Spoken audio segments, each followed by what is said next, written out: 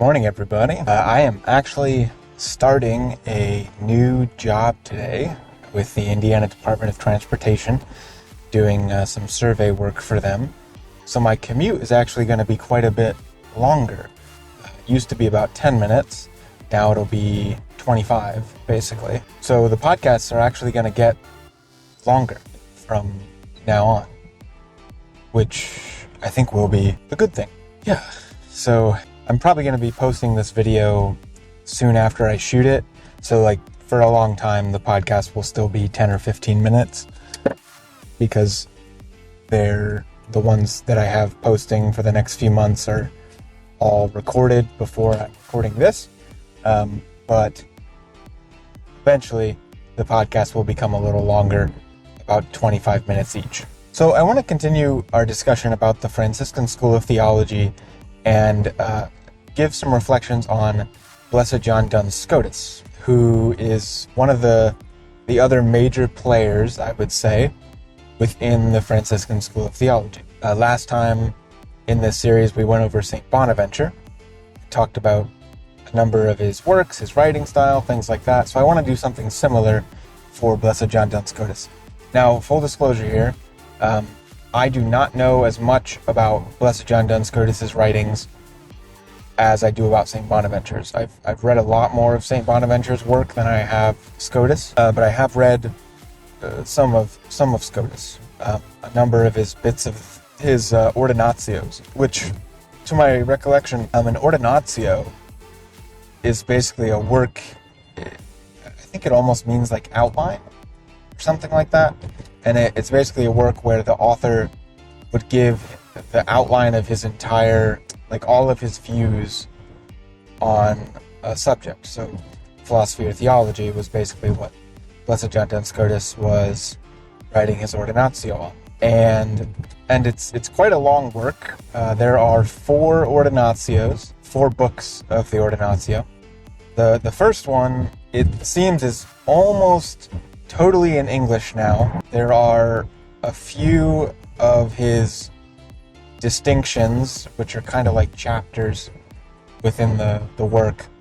There are a few of his distinctions that are not compiled, at least in the versions of that first book that I have seen. You can find the first book and bits of the second, bits of the third, and bits of the fourth online, even if you just type in Duns Scotus Ordinatio 1, like Roman numeral 1, or 2 or 3 or 4, it should pop up. I think the PDF at least comes under, it's on a website called Aristophile, and you can get the PDF from that website and download it. As far as I know, it's open source, so I definitely took advantage of that. And what I actually do with a lot of works is because I don't have a lot of time to sit down and read.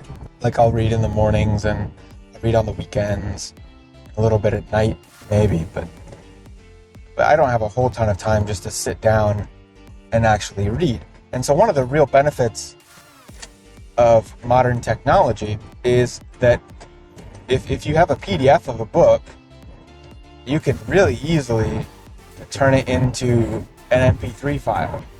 Now, it's going to be a pretty rough MP3 file. I mean, you can use online text-to-audio converters, and that's what I do, is I just use online text-to-audio converters. And it works out pretty good, actually. I mean, you gotta, it's not going to take all the paragraph numbers out. If you wanted to, you could do the work, and you could turn the PDF into a Word document, and then remove any reference to numerals in that document, and therefore it would take those out. But I don't really mind it.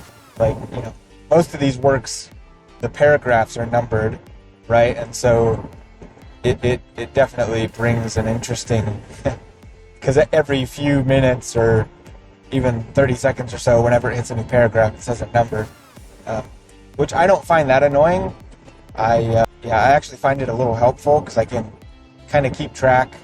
Hey, if I thought that part was really interesting, I can kind of figure out where it was at in the book to look it up in the PDF file later. So anyway, if people find that helpful, if you want to do that, there are a number of online free text-to-audio converters.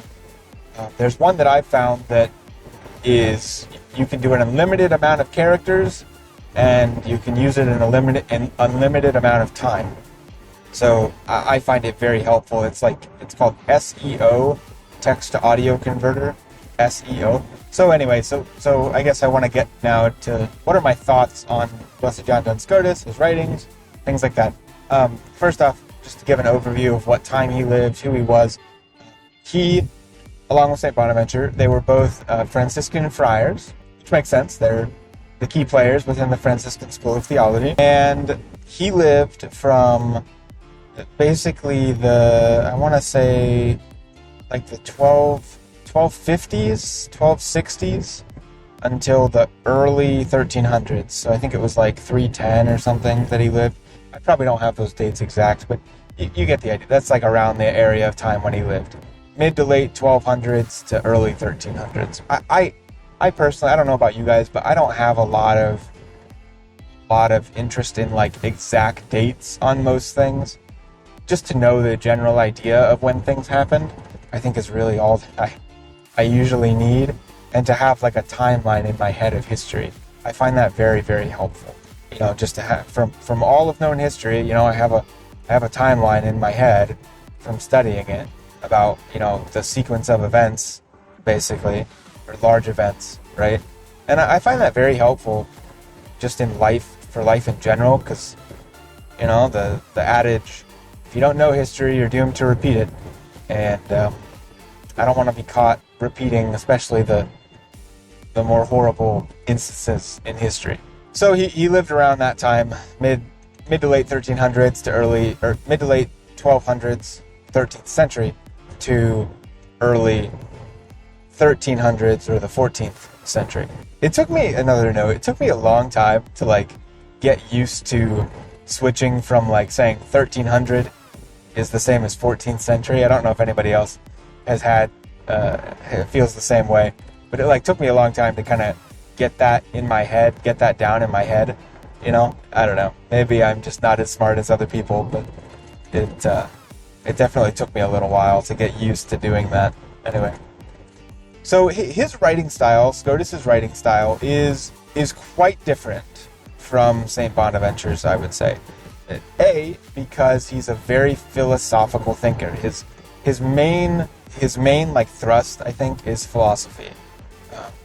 He's known today more as a philosopher than he was a theologian, although he was both, and contributed a great deal to both aspects of the intellectual life, the scholarly life. But today he is thought, at least as far as I know, more of a philosopher than he is a theologian. So he does write quite a bit differently. He writes in a very analytical way as compared to St. Bonaventure. I categorized this last time for St. Bonaventure, but I think St. Bonaventure writes in a very fluid sort of a way. He's much easier to read. You don't have to know a whole bunch of terms going into reading him. I think most people that are into their Catholic faith could pick up that book, particularly his Breviloquium or the Itinerarium or whatnot, Triple Way probably too, could pick up those books and read them pretty easily. I don't think you would need a lot of introduction. But like I said last time with St. Bonaventure, he writes in a very scholastic way.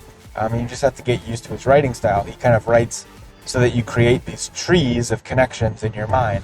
He'll start with one topic and branch out to another two, and those two branch out to more and more, and then he'll move on to another idea and do the same thing again. And Scotus does that to a certain extent, definitely. He kind of does that branching out, the sort of tree writing, as I call it. I'm sure there's an actual technical term for that, but I don't know it. Yeah, so, but Scotus does write in a much more technical way than St. Bonaventure does. St. Bonaventure doesn't, at least in the works of his that I've read, doesn't give a whole lot of actual like citations of people. Like he'll quote them and he'll say, this is, from some father or something, but he won't usually give the exact name of the person, and he won't give page numbers or anything like that. So, like, scholars later on have had to compile all of those things, all of those references to be used in footnotes and stuff.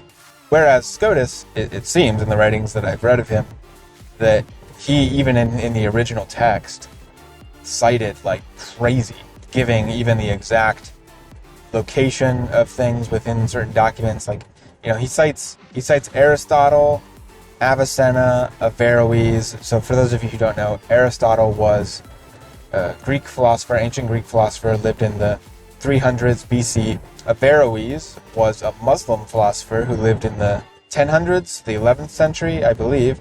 He was very influential within Western thought, Western Christian thought during that time, because he was kind of the first main commentator to become known in the West on Aristotle. And then Averroes was a Spanish Muslim from what we now call Spain, the Iberian Peninsula, in the, I want to say the 1100s, mid to late 1100s, I think. So Bonaventure mainly comments, from what I've read, on Aristotle, Avicenna, and Averroes. Those were kind of the three main people that were circulating in his day. And Thomas Aquinas also cites those individuals as well quite a lot. So he does do a lot of citing of different people. The way a lot of his, at least in his Ordinatio, so it's set up as like a question. There's a question, and then he kind of gives an answer, but he'll usually give the answer in two parts. He'll say, basically, this is what other people have said about this question, what answers other people have said, and he kind of compiles all those different answers, and then he'll say, this is what I think on this question. And that's kind of how I've noticed it within at least the Ordinatio, which is the main body of his work that's translated into English. But he's just a much more technical type of a writer. For those of you who know philosophy, and modern philosophy in particular, I'm not super well versed in modern philosophy, but I think I have enough knowledge of it to be able to say this, at least. It's broken up into two camps: the analytical philosophers and the continental philosophers. The continentals are called continentals because they're from the continent, or Europe, and they usually write in a much more fluid sort of a way. It's not very technical. It doesn't use a lot of like formal logic and things like that. Even like formal Aristotelian logic, it doesn't use a lot of that. So yeah, that's kind of what they have, just like a different writing style, different way of doing things. One of the main like thinkers of the continental style would be somebody like Friedrich Nietzsche. I think also Martin Heidegger, who I did an episode on in the past, is also considered a continental philosopher. They were both Germans, so they're on the continent and they're doing what's considered continental philosophy. So and then there's also the analytical type of philosophy in today's kind of modern school, and that mostly stems from the British Isles and North America. And the analytical philosophers are much more analytical. They use lots of formal logic. They actually one of the main kind of creators of this school, or at least the main person that people kind of congregate around, is Bertrand Russell, who lived in the late 1800s to the early 1900s, and he was an English philosopher, and he was also a mathematician. He had his doctorate in both, and he really created what we now call like formal logic, formal modern logic, where they use all the symbols, mathematical symbols for things, and it's basically like it feels like its own type of mathematics because it is. I mean, mathematics is logic, and logic is also a type of mathematics. A lot of computer science people have to learn logic, even though it's this discipline of philosophy. But I think also maybe people are now considering it a discipline of mathematics as well. It's kind of a it's jointly shared by both disciplines. But anyway, Bertrand Russell kind of came up, to my knowledge, or at least really concretized our modern form of logical writing. Sorry. So yeah, the whole reason I say that about analytical and continental philosophers today is I see similarities between the way that St. Bonaventure writes. He's more like a continental philosopher. And I would say Scotus is kind of more of an analytical philosopher. You can kind of see this difference too in Plato versus Aristotle. So both being ancient Greek philosophers, very, very, very famous. Plato writes in a much more fluid style, a much more sort of literary style, like St. Bonaventure does. But Aristotle, for the most part, writes in a much more analytical type of a style. It's much more like a textbook, a lot more definitions of things. He really it's much more logically laid out. It's not as fluid. So, I don't know, that's kind of how I would characterize these two different thinkers within the Franciscan School of Theology. Like I said, I don't know Scotus super well yet. I'm kind of just wading in. I feel like I'm ankle deep compared to his whole body of works, even just the works in English. So yeah, it's been really fun going through these two thinkers. I first fell in love with St. Bonaventure and the way that he writes. Now I disagree with him on a couple things. I disagree with him on on human nature. Bonaventure takes more of the idea that the soul is a separate substance from the body, and I disagree with that. Granted, in his day, this hadn't been defined yet by the Church, but even still, it hasn't been fully defined. The Council of Vienne in 1311 said that the soul is the form of the body, but it didn't explain what form meant. Are we taking a Platonic view of that or an Aristotelian view of that? And that's kind of the main difference there. Bonaventure takes more of a Platonic or a Neoplatonic view of that, and so do all the Church Fathers, or at least the vast majority of them. And so Bonaventure is much more in line with many of the Church Fathers because of his Neoplatonic bent, and he has that sort of bent because he's rooted in Augustine. He's rooted in a Church Father. So it only makes sense. So I think a lot of people really enjoy Bonaventure for that reason, and I do as well. He's a very mystical writer, which is also just incredible. It's hard to put into words, really, how beautiful his writings are, and it's just amazing. I really find that the main note that I get from St. Bonaventure's writings are beauty. It's beauty. It's beautiful, and in the more artistic sort of a way. Whereas Blessed John Duns Scotus, his writings are very beautiful. They're very beautiful, but in a more philosophical way, and a more technical sort of a way. They are very beautifully composed, though, I would argue. So yeah, I think that pretty much does it on this sort of overview, these two overview episodes I'm giving on the Franciscan School of Theology, particularly on St. Bonaventure and Blessed John Duns Scotus. There are other players in the Franciscan School of Theology that are important, like St. Anthony of Padua, St. Lawrence of Brindisi. Those are kind of the main two that are popping into my head right now. I'm trying to think of some others. There are definitely others. St. Maximilian Kolbe. There are others that aren't saints as well. I don't remember their names off the top of my head. Saints or blesseds, that is. But yeah.